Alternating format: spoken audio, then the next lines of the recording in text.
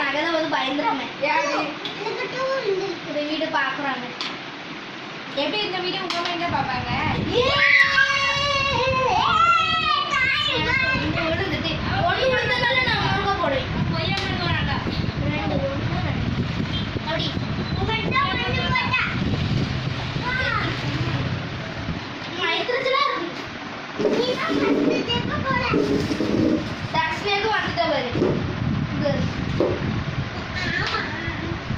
நாலு